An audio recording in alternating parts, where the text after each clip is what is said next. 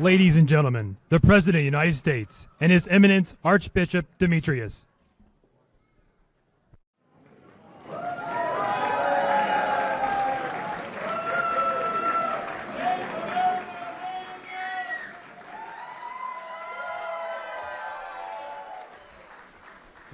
Hello, everybody.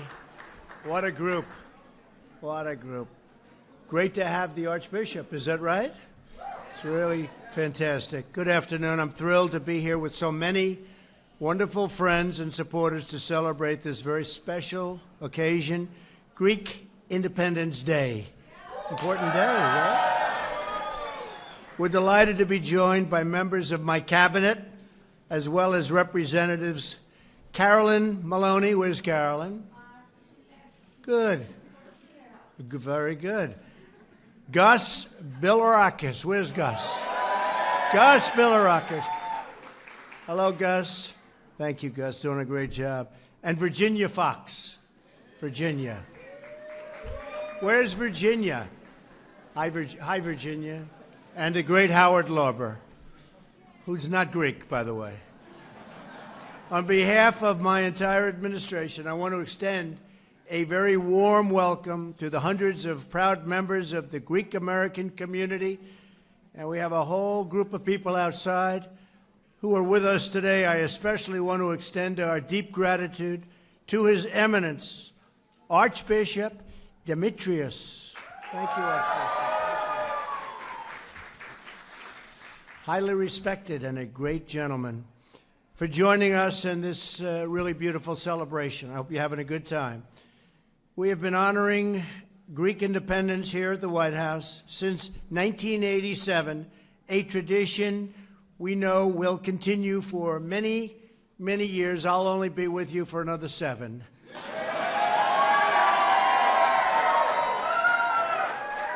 Today we commemorate the Greek struggle for independence that began on March 25th, 1821. After almost 4 centuries of foreign rule, brave Greek patriots fought to reclaim their freedom, their sovereignty, and their right of self-determination. The Greek fight for independence enjoyed an outpouring of support throughout the Western world. The citizens of France, Great Britain, the United States, and many other nations were moved to action by a cultural and historical kinship tracing back thousands of years to ancient Greece, the birthplace of, and you know what this is, democracy, right? The birthplace of democracy and of really Western civilization.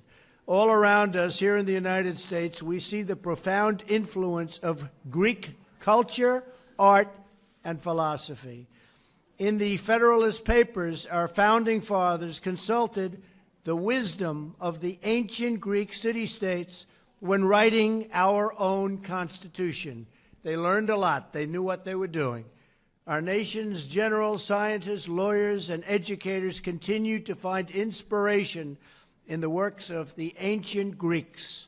And throughout this capital city, from the Supreme Court to the Lincoln Memorial to the beautiful, beautiful White House. You like the White House?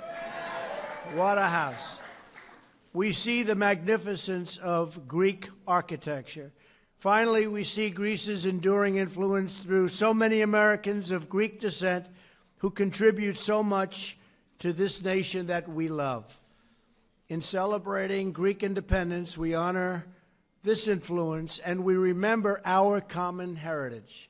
We take renewed confidence that whatever challenges we might face, anytime in the future, we will face them together. We'll all be together as members of a great community of nations. And like our ancestors, we too will draw strength from the bonds of history and culture that unite our countries and shape our destinies. Today we celebrate Greek independence, such an important day, and a day that so many people called. They wanted to be here. And many of them were not Greek, so you'll have to explain that to me. But they wanted to be here, and we renew our commitment to the values and principles that make us who we are. We stand together for freedom and justice and democracy, today and for all time. Thank you for joining us for this incredible celebration. May God bless you. May God bless Greece. And may God bless the United States of America.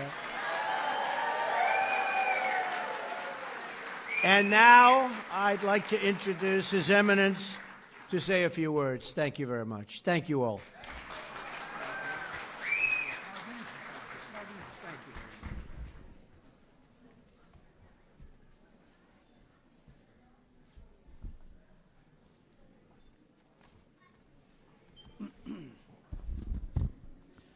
Mr. President, distinguished friends, as a Greek-American community celebrating our annual Greek Independence Day, we are deeply grateful to you, Mr. President, for inviting us to the White House to honor again this special day. By inviting us, you honor not only us Greek Americans, but also all members of the Orthodox Christian faith. Even more, you honor the spirit of freedom and human dignity that dwells in the hearts of all humanity. Our American Declaration of Independence speaks of truths that are self-evident: the equality of all people and their God-given rights, among them the right of liberty, freedom, and self-determination. These truths are ideals that all great faiths and philosophies have maintained as very important values. It is a paradox, then, that such self-evident truths are often the ones that we must advocate most passionately and defend most strenuously, time and time again, frequently with enormous sacrifices. The Greek War of Independence that started on March 25th, 1821, is a prime example of this. On that day, the people of the Greek nation had to rise up against their oppressors and fight a long and bitter fight, necessitating huge sacrifices in order to gain truths that are self-evident, namely their freedom and independence as individuals and as a nation. Mr. President, we are grateful that you share these vital American and universal principles. We kindly ask that you continue to affirm them, all the more in this troubled world.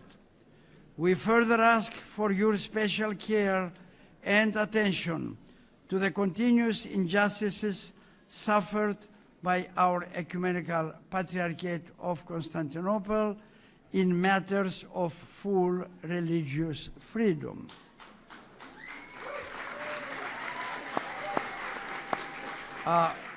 We humbly request that you speak on behalf of all of us for a fair and equitable solution to the prolonged and tragic division of Cyprus and to the issue of an appropriate and historically justifiable name for the state of Fyrom. When we celebrate Greek Independence Day, we celebrate a beginning but not a completion. The fight for freedom and human dignity globally is ongoing and unfinished.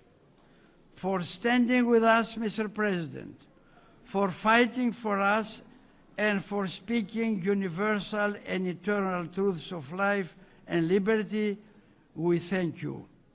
We pray for divine favor upon us, the First Lady, whose presence honors us today at the White House, and your entire family. And we close with a beautiful biblical blessing from the book of Numbers. May God bless you and keep you. May the Lord shine his face upon you and be merciful to you. May he lift his countenance upon you and give you peace. Thank you, Mr. President. Thank you.